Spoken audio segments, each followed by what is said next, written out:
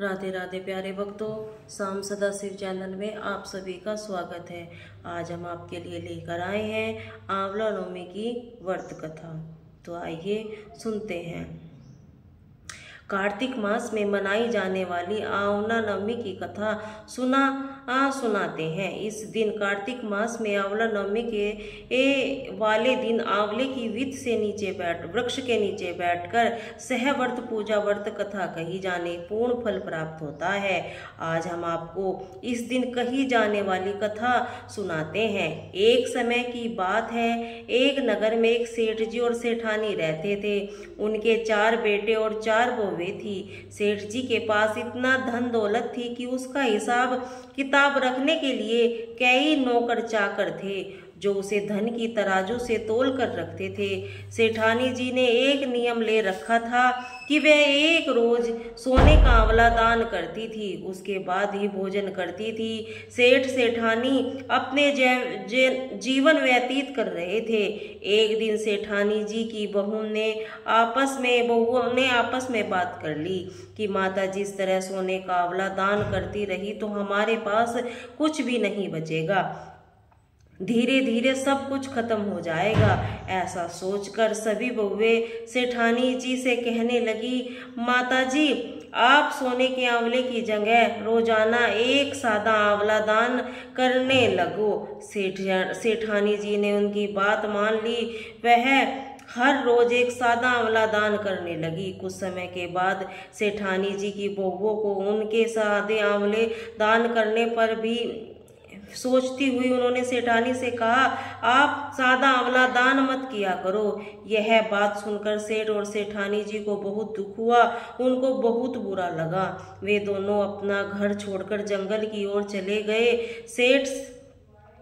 सेठानी जी उस दिन दान नहीं किया था, उन्होंने भोजन भी नहीं किया। जंगल में चलते चलते रात हो गई।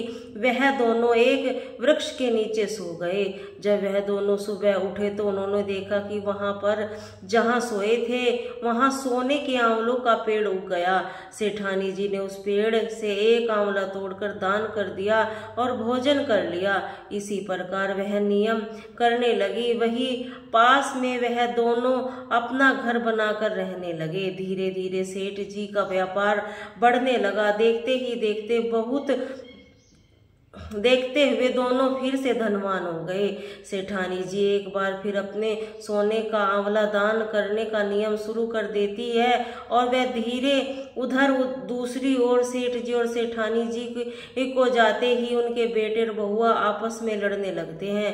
व्यापार में घाटा होने लगता है। देखते ही देखते सारी पूंजी खत्म हो जाती है। अब उन्हें मजदूरी करने के लिए घर से बाहर निकलना पड़ता है। काम की तलाश में वे भी घूमते घूमते वहां पहुंचते हैं जहां सेठ जी और सेठानी जी रहते हैं। तब सभी को सेठानी जी के सोने का आंवला दान करने की बात का पता चलती है। मन ही मन सोचते हैं, कहीं हमारे माता पिता तो नहीं, लेकिन उनके पास तो कुछ भी नहीं था, कैसे हो सकता है। वे कभी कम से कम सेठ जी के पास जाते, सेठ जी से देखते हैं, तभी उनके पैर पकड़ लेते हैं और उनसे माफी मांगने लगते हैं। पिताजी हमें माफ कर दीजिए, हमने पैसे के लालच में अंधे हो गए हैं। हम आपको घर ले जाने के लिए, जबकि उसे घर में सब कुछ आप ही की किस्मत का था। सेठ जी और सेठानी जी ने अपने बेटे बहुओं को माफ कर दिया और अपने पूरे परिवार को अपना लिया। दोस्तों, ऐसा ही कहा जाता है आंवला नवमी के दिन भगवान श्री कृष्ण गोकुल की गलियां छोड़कर मथुरा गए थे। मान्यताओं के अनुसार आंवला नवमी के दिन यदि कोई महिला आंवले के पेड़ की पूजा करके उसके नीचे बैठकर भोजन ग्रहण करती है तो भगवान विष्णु और भोलेनाथ उनकी सभी मनोकामना पूर्ण करते हैं। इस दिन महिला संतान की दीर्घायु, अच्छे स्वास्थ्य के लिए कामना करती है। ओम नमो भगवते वासुदेवाय। अगर आपको यह कथा पसंद आई है तो चैनल को सब्सक्राइब और वीडियो को लाइक करिए। बोलिए श्री राधे राधे।